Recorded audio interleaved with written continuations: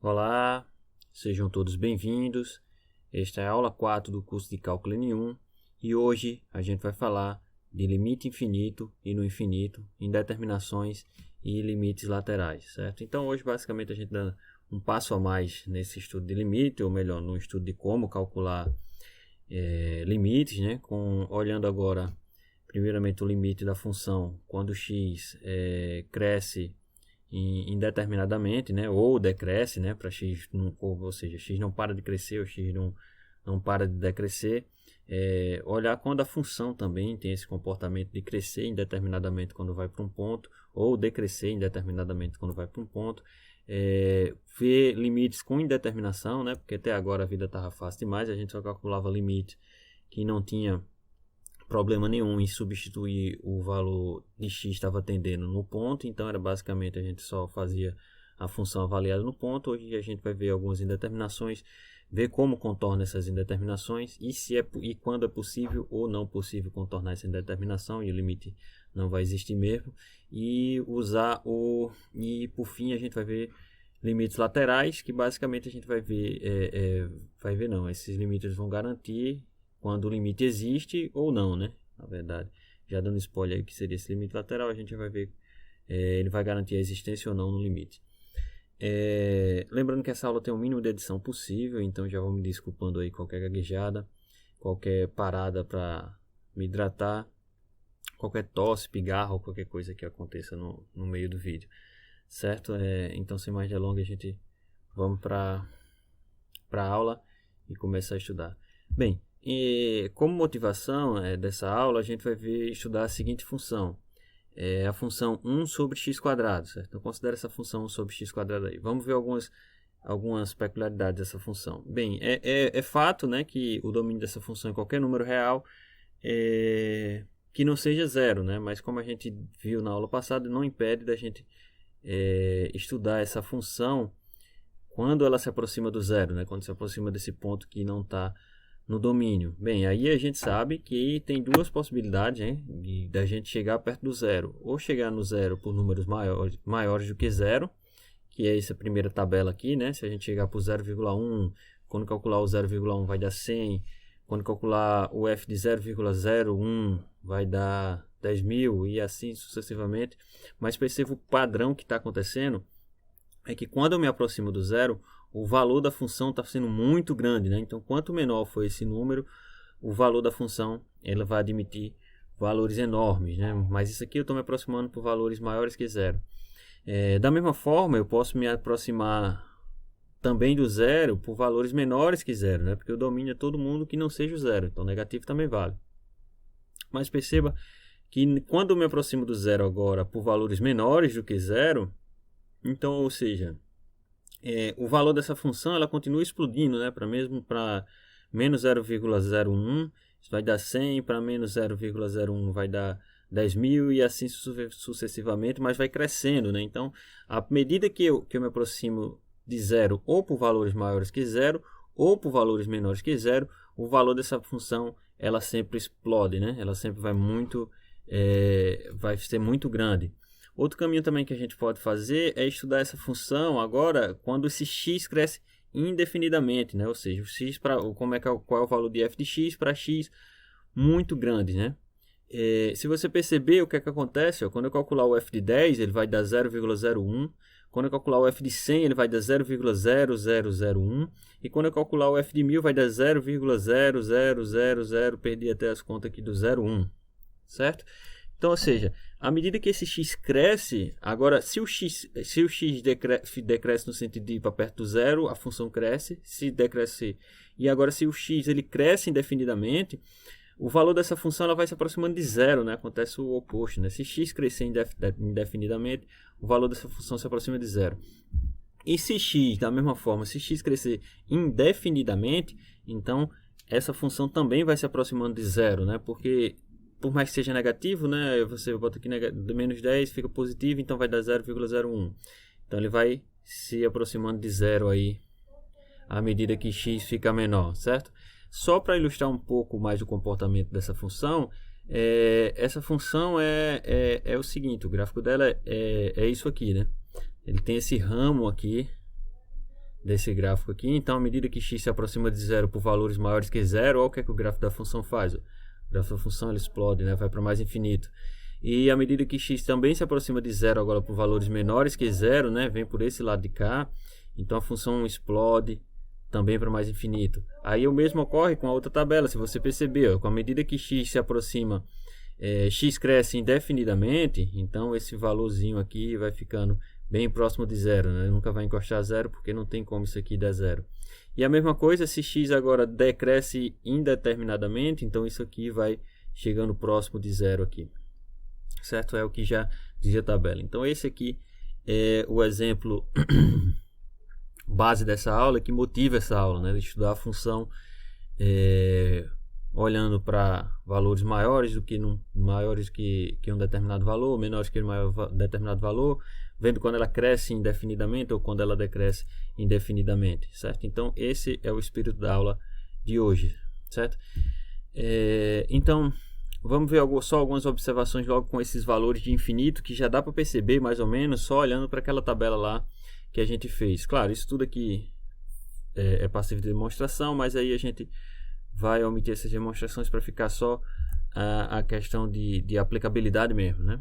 Então, se o limite de uma função for L diferente de zero, e se o limite de uma função se o limite de uma função quando x tende a p é L diferente de zero, e o limite de essa outra função g ela é zero na hora quando x tende a p, então o limite desse quociente ele vai dar mais ou menos infinito, né? O que vai dizer mais ou menos infinito é justamente o sinal desse L, certo? Então o sinal desse L vai dar mais ou menos infinito.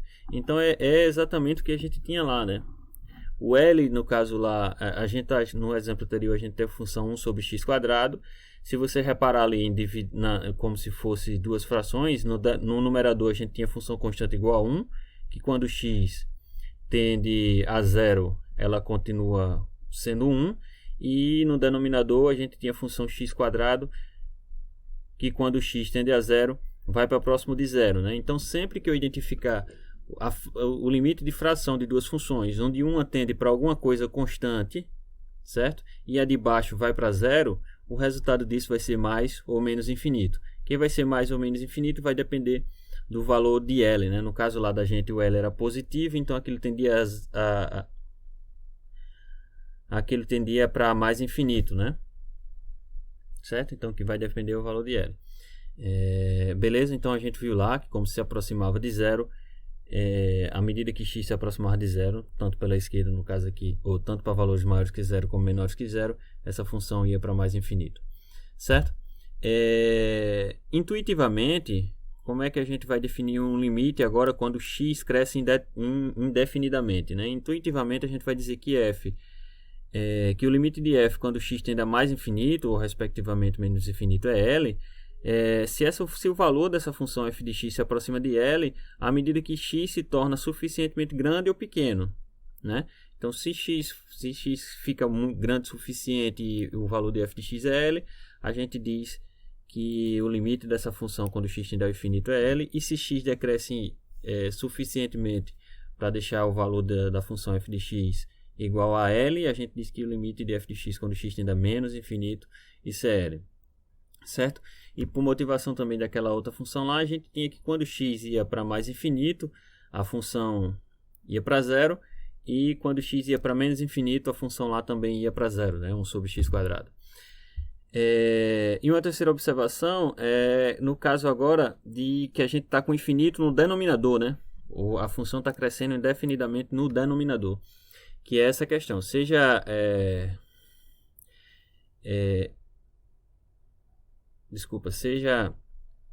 o limite de x quando x tende a PL e o limite de g de x quando x tende a p, dando mais ou menos infinito.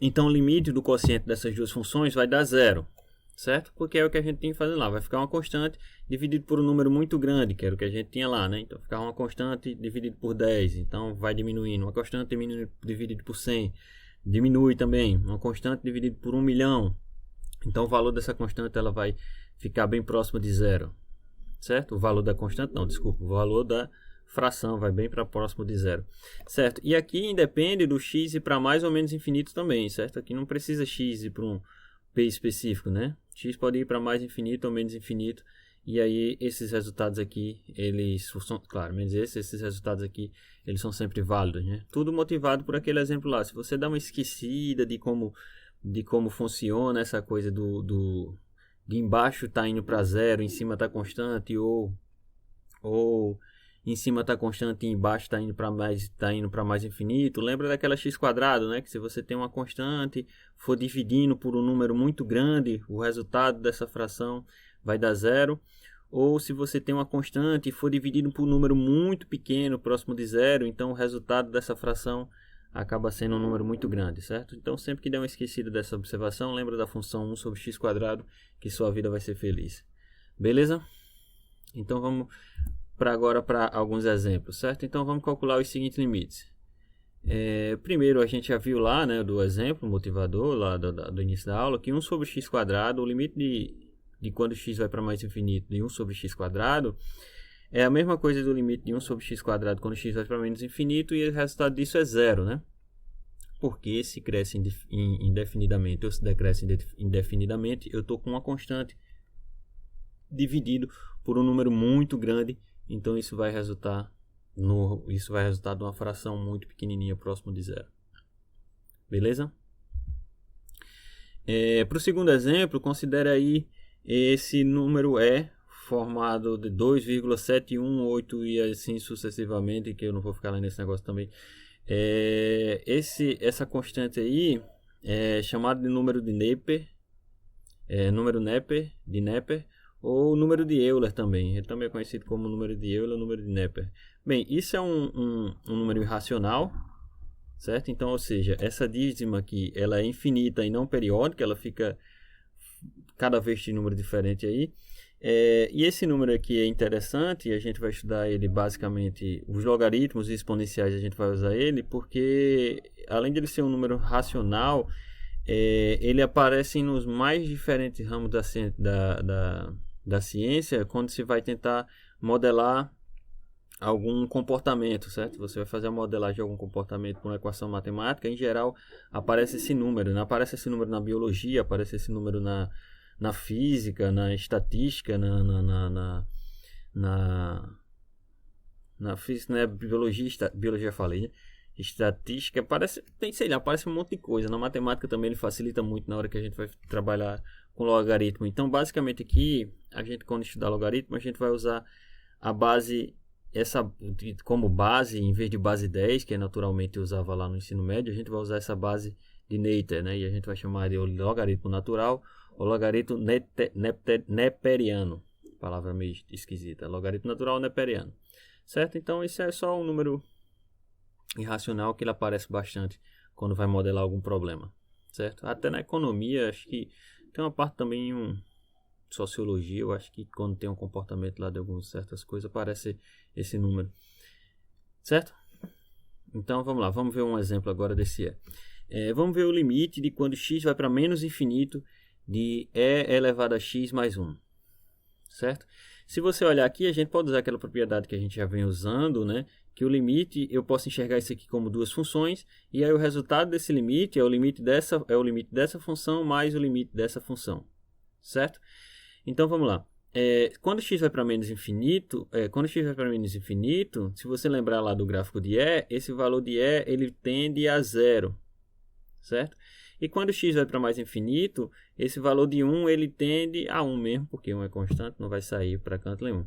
Então o resultado desse limite aqui vai ser o limite desse, que vai tender a 0, mais o limite desse, que é 1. Então o resultado disso aí é 1, certo? E o gráfico daqui, para a gente dar uma olhada, na verdade, disso, já lembrando translação de gráfico, qual é o gráfico dessa função aqui?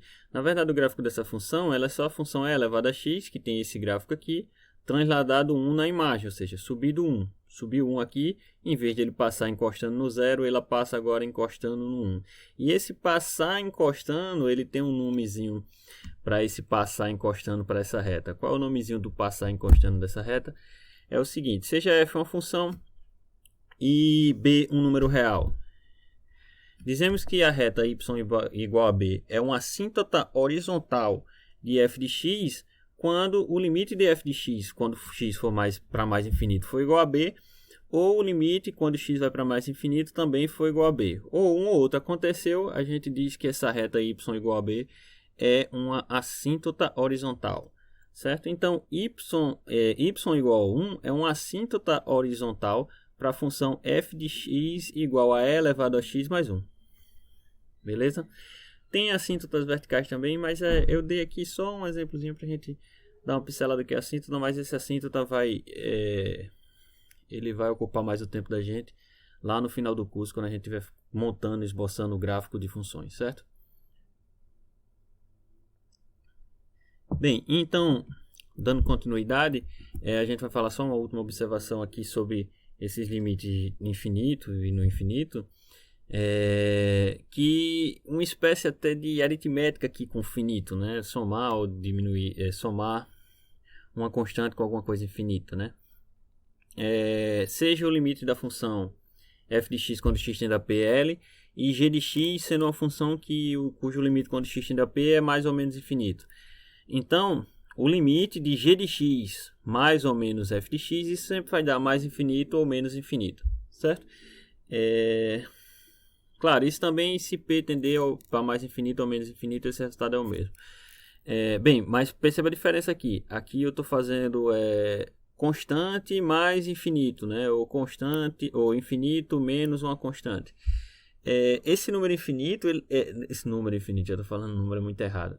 Esse símbolo infinito significa que a coisa cresce indefinidamente, não para de crescer, certo? Então, por mais que ele não pare de crescer, quando você adiciona alguma coisinha a isso, na verdade não vai nem fazer efeito, né? Não vai fazer efeito no resultado final. Então, continua sendo mais infinito. É a mesma coisa de você pegar um contra-gota, uma gotinha de água doce, dar um pingo lá no mar e esperar que essa água não fique salgada, né? É impossível isso, né? Então é a mesma coisa. Você está só botando uma gotinha de água doce no mar ali. Então o resultado vai ser sempre o mar, né? Então é uma analogia bem grosseira mesmo, porque o mar é indefinito e esse símbolo infinito significa que a coisa não para de crescer. Então, se pegar infinito, mais ou menos infinito, somar ou subtrair qualquer constante, isso não vai alterar o resultado, isso vai ser sempre infinito, certo? Essa é a última observação que a gente tem. E vamos ver calcular essa função, o limite dessa função quando x tende para infinito. O limite para quando x é infinito também não é tão ruim não, dependendo da situação não é tão ruim não. Porque se você olhar aqui, eu posso separar essa função em duas funções. Quem é a função? x² mais e elevado a x e o 1000 aqui, né? Se você fizer x para tender a infinito, esse lado da função aqui que eu separei, tende para infinito, né? Porque e de x cresce indefinidamente, x² cresce indefinidamente, então isso tudo aqui vai dando infinito, né? Então, se isso tudo aqui dá infinito, quando você somar qualquer coisa, por menor que seja, não vai nem interferir nessa soma, né? Porque isso vai ser um número já muito grande que não para de crescer, então o resultado disso aqui vai ser mais infinito, ok? Certo, pessoal? Então, vamos para dando continuidade aqui. Bem, então vamos ver alguns tipos de indeterminações, né? Porque até agora o mundo está bacana demais. Está sem determinação, está sem nada, então calcular os limites aqui estão sendo basicamente olhar a função indo para um ponto, né?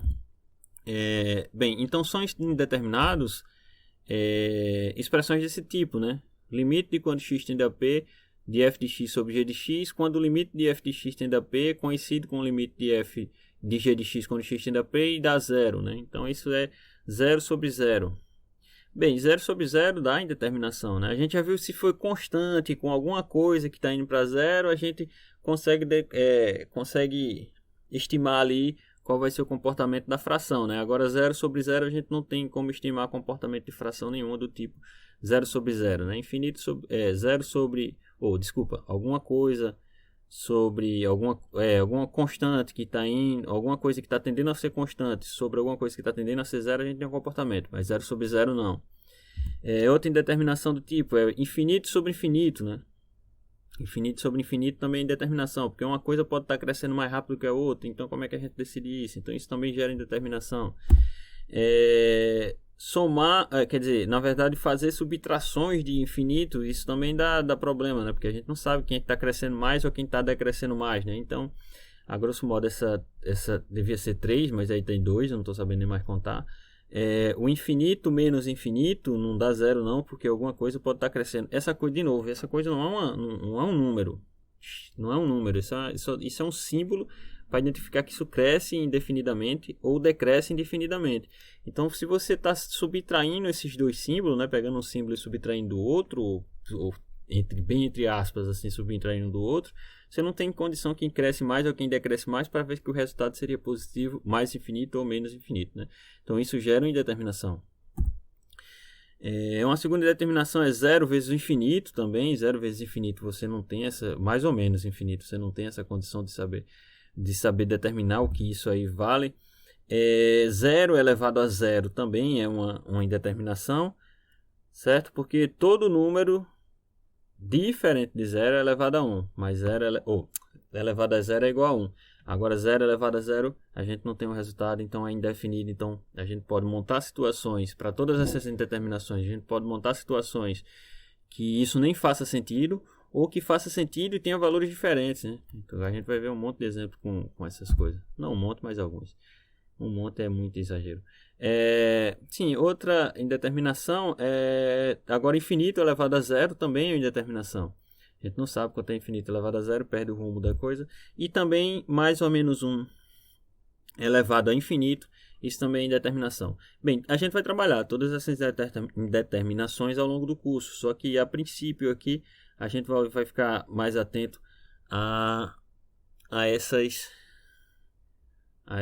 4 primeiras, certo? Essas 4 primeiras vão ocupar mais. Depois, quando a gente vê outras ferramentas de como calcular limite, a gente vai usando essas outras. Certo? Então vamos trabalhar exemplo em alguns limites sobre algumas indeterminações dessa. A indeterminação clássica é a fração de dois polinômios, limite da fração de dois polinômios, onde o resultado dessa fração tem uma coisa que está tendendo a 0 sobre 0. Né? Se você olhar o limite dessa função do quociente desses polinômios, quando o x tende a 1, o resultado desse aqui vai tender a 0, e quando o x tende a 1 nesse de baixo, o resultado desse aqui também tende a 0. Então eu estou em determinação do tipo 0 sobre 0. Em determinação do tipo 0 sobre 0, quando se trata de polinômios, é uma coisa relativamente simples. Por que é relativamente simples? Porque aí a gente se apoia no resultado de raízes de polinômios, né? Se x igual a 1 zero esse polinômio, significa que x igual a 1 é solução desse polinômio aqui, né? Solução não, é raiz desse polinômio aqui.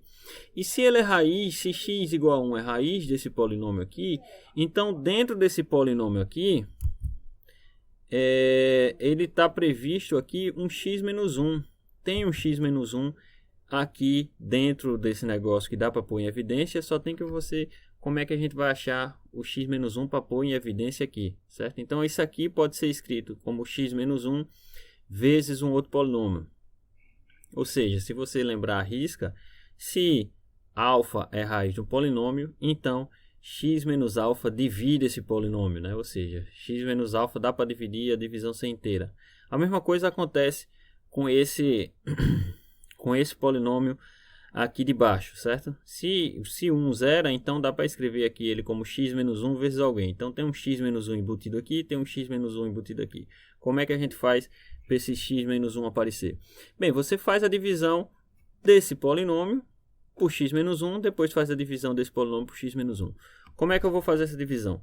Bem, façam do jeito que vocês preferirem. Tem uma série de métodos lá para fazer, Bierhoff-Ruffini, eu acho que é o nome de alguma coisa do tipo, não sei. Bem, eu faço sempre do jeito que aprendeu lá, eu acho que no 6º ano a gente aprendeu a dividir polinômios, aí eu faço essa divisão mesmo usando o algoritmo de Euclides, certo? Então eu vou fazer essa divisão aqui. Bem, mas vocês fiquem à vontade para fazer do jeito que quiser. Eu vou apresentar esse método aqui, porque esse método dele não erra, né? É a divisão pura e simples. Então, para errar, eu acho que esse é o método mais difícil de você errar, é esse, porque esse usa a divisão pura e simples.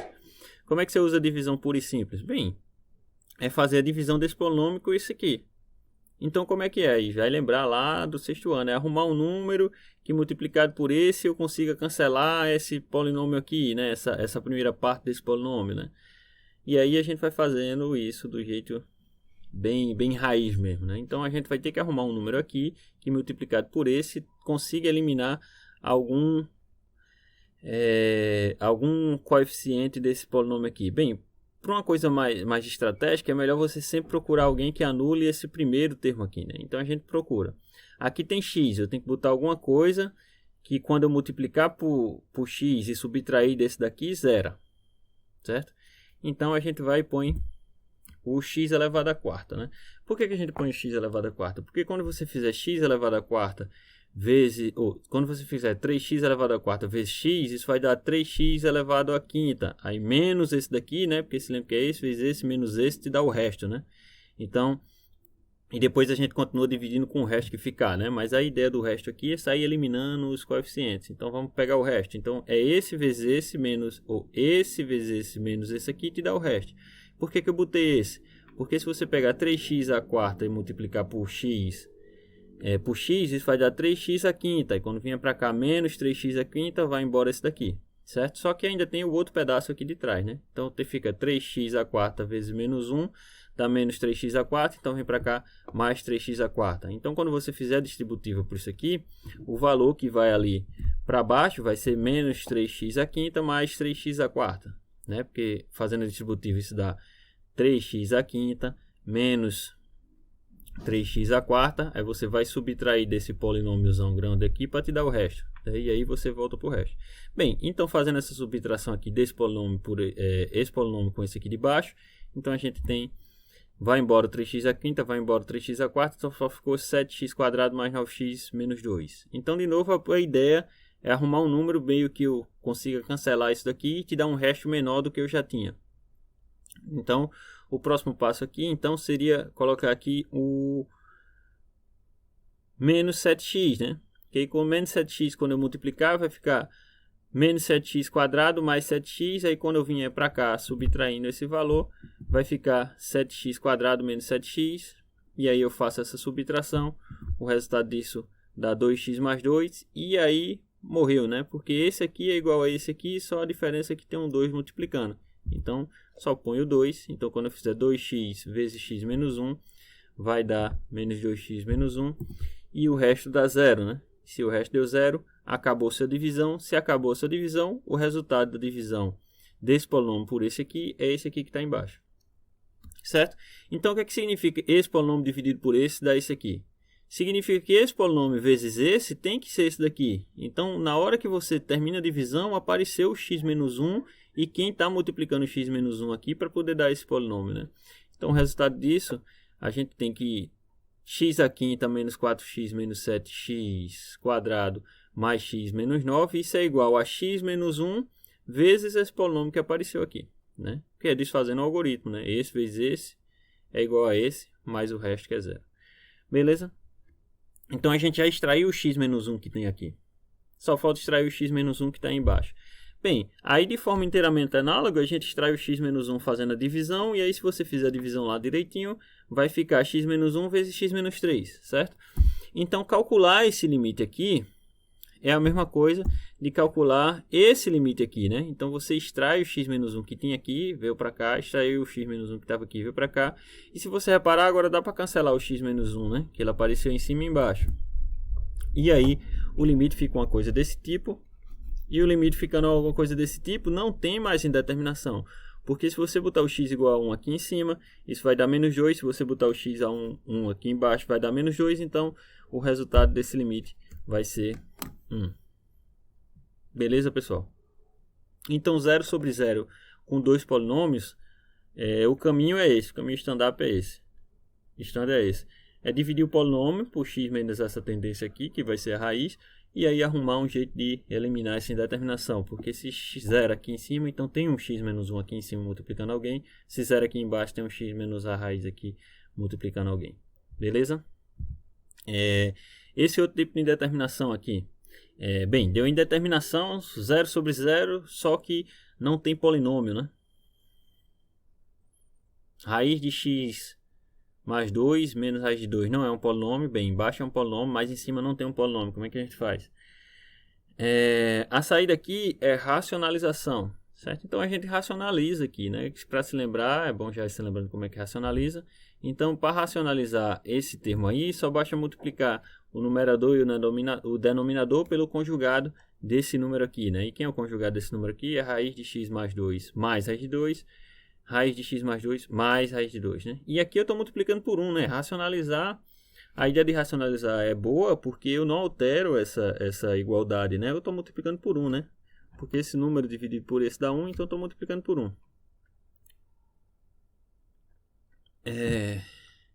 Bem, em cima a gente tem um produto notável, né? Então é quadrado do primeiro mais quadrado do segundo. E embaixo vai ficar o x que multiplica isso tudo, né? Bem, aí cancela esses 2 menos 2 dá 0. E aí fica só... E vai ficar no numerador x, no denominador x. A gente cancela o x, em cima fica 1. E embaixo fica raiz de 2, raiz de x mais 2 mais raiz de 2. Então perceba que agora a gente não tem mais indeterminação. Bem, se a gente tivesse indeterminação ainda, o que é que a gente podia fazer? Racionalizar de novo. Né? Naquela questão lá do polinômio, se a gente tivesse indeterminação, o que é que a gente podia? Sair dividindo o polinômio de novo. A ideia dessas coisas aqui é tirar a indeterminação. Se fez o primeiro método, não deu, ainda está indeterminado, pode interar com o mesmo método que provavelmente vai dar uma ajeitada lá. Certo? Então aqui já assumiu a indeterminação, porque se eu substituir x igual a 0 aqui, isso aqui vai dar raiz de 2 mais raiz de 2. Então, o resultado disso é 1 sobre 2 raiz de 2. Beleza? E esse resultado, e essa limite aqui, se você perceber, esse limite tem uma indeterminação, né? Qual é a indeterminação? Quando eu fizer x aqui crescer indefinidamente, isso aqui vai dar mais infinito. Quando eu fizer 9x ao cubo crescer indefinidamente, isso aqui vai dar menos infinito por causa desse sinal aqui de infinito aqui da frente. Então você já tem uma coisa muito grande que cresce indefinidamente, subtraindo uma coisa que cresce também indefinidamente. Então qual é o resultado disso? Indeterminado. E para completar, você ainda vai voltar a somar essa coisa que cresce indefinidamente. Qual é o resultado? Complicou. Mas aí como é que a gente faz isso? Bem, a gente faz isso usando aquela ideia, para contornar esse tipo de indeterminação, a gente usa aquela ideia de que alguma constante dividido por alguma coisa que está muito grande vai para zero. E aí como é que a gente faz isso? A gente pega esse maior termo, certo? E põe ele em evidência, né? Pondo ele em evidência, esse termo aqui, né, é o 5x, então quando você botar o x em evidência vai ficar só 1. Esse termo aqui, quando você botar o 5x aqui em evidência, vai ficar 9 sobre x quadrado. Esse termo aqui, quando você botar o 5x aqui em evidência, vai ficar 1 sobre x quadrado. E o outro, 10 sobre x à quinta, né? X à quarta, desculpa, que não é aqui quadrado, não, é x à quarta. Não, vocês estão vendo, né? Eu estou falando errado, mas vocês estão vendo. Certo. Então, quando o x crescer indefinidamente aqui, esse resultado aqui vai para zero. Quando x crescer indefinidamente aqui, esse vai para zero também. Por quê? Porque é uma constante sobre uma coisa que está muito grande. Então vai para zero. Constante sobre tal coisa muito grande. Então vai para zero. Então toda essa parte aqui que estava me dando problema, tudo foi para zero. E ficou só aqui basicamente. O 5x quando o x vai para infinito. Então 5x quando o x vai para infinito, o resultado é o 5x à quinta quando o x vai infinito. Isso aqui dá mais infinito. Certo? E aí, isso dá indeterminação. Certo? Então, esse é o jeito de contornar a indeterminação. Você olha para a maior potência e vai dando uma arrumada. Na prática, o que é que você vai fazer? Olhar a maior potência. Se for um polinômio, né? Se for um polinômio. Se for um polinômio, repetindo. Se não for um polinômio, aí a gente vai ver uns artifícios aí para dar uma ajudada. Bem, e para concluir a aula de hoje, a gente vai falar um pouco sobre limites laterais, certo? O que é limite lateral? Bem, dizemos que L é o limite lateral à direita, respectivamente aqui à esquerda, de f de x, quando x se aproxima de L, à medida que x se aproxima, quando f de x se aproxima, quando f de x se aproxima de L, à medida que x se aproxima de P por valores maiores que P e, respectivamente, por valores menores que P. Ou seja, o limite lateral à direita é quando eu estou me aproximando de P por valores maiores que P, e limite lateral à esquerda é quando eu estou me aproximando de P por valores menores que P, certo? E aí a notação para a gente definir limite lateral à direita ou à esquerda é esse maisinho ou esse menusinho na frente do P. Se eu me aproximar com esse maisinho aqui, eu estou me dizendo que eu estou aproximando de P por valores maiores que P. Se eu me aproximar com o menusinho, eu estou me aproximando de P por valores menores que P, certo? Então vamos ver uns exemplos aqui de calcular limite. Bem, vamos ver o limite de x sobre o valor absoluto de x quando x tende a zero pela direita. Bem, se x está tendendo a zero pela direita, isso significa que eu estou me aproximando de x por valores maiores que zero, né? E se x está se aproximando valores maiores, se está aproximando por valores maiores que zero, então o valor absoluto de x, por definição, ele é o próprio x, né? Porque o valor absoluto de x ele é x, se x é maior ou igual que zero, e o valor absoluto de x ele é menos x, se x é menor ou igual que zero. Como eu estou me aproximando por x maiores que zero, né? Então, esse valor absoluto aqui vai sair só o x, né? Então, você ficou a fração de x sobre x, né? Então, esse aqui é o limite de quando x tende a zero da função constante igual a 1. Então, o resultado disso tem de ser 1, certo? Um exemplo 2, bora olhar agora para esse mesmo limite agora, só que com x tendendo a zero pela esquerda. Bem, se x está tendendo a zero pela esquerda, eu estou fazendo x tender a zero por valores menores do que x. Se x está tendendo a zero por valores menores que x, então ele sai de um modo... Desculpa. Então, ele sai de um módulo com um sinal contrário de x, né? Então, o módulo de x vai ser o menos x, então vai ficar o limite de x sobre menos x.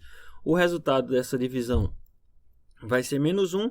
Então, o limite de quando x tende a zero pela direita dessa função vai ser igual a menos 1. Beleza?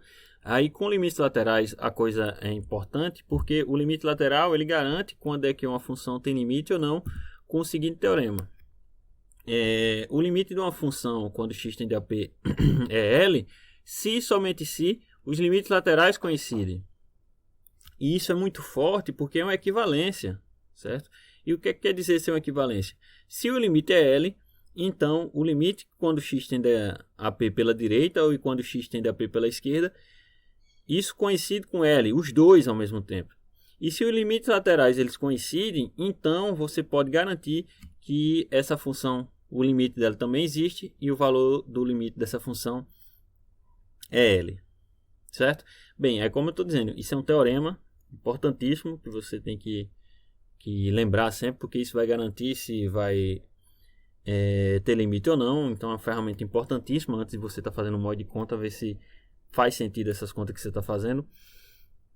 Bem, isso é passível de demonstração, mas só que como isso não é um curso de cálculo, a gente está preocupado só com a tecnicalidade, como eu já falei em outras aulas, a gente vai só ter isso em mente, que é crucial, e que como é que a gente vai usar ele, certo? Vou através de um exemplo como é que a gente usa esse teorema, para garantir a existência ou não do limite, e só ficar atento mesmo, não vou demonstrar porque não é um curso de análise.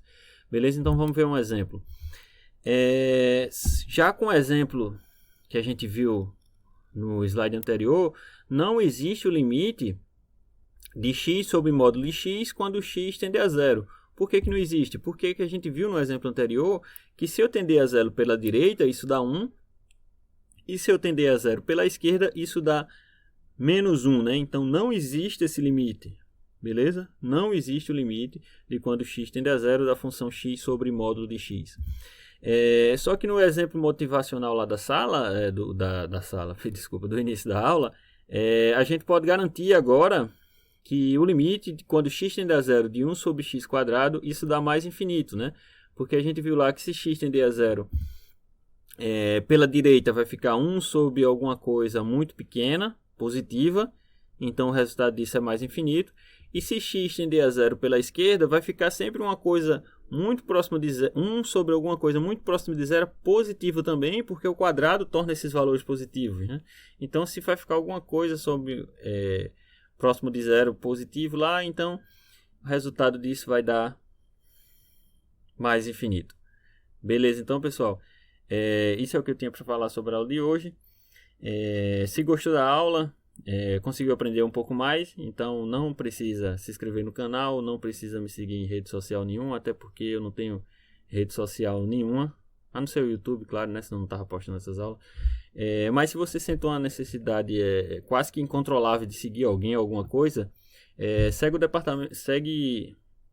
o canal do Departamento de Matemática da UFRPE. O link eu vou pôr na descrição. Lá é bem mais interessante seguir, porque lá vai ter uma série de palestras, série de eventos que estão acontecendo online e que vão acontecer, acredito que agora vão acontecer online lá no departamento. A gente sempre está postando lá. E é bem mais interessante porque aqui provavelmente nesse canal não vai ter nada mais além do que esses cursos, né? Não tenho pretensão de fazer nada nesse canal. Valeu então, pessoal. Até a próxima, fiquem todos bem. Valeu!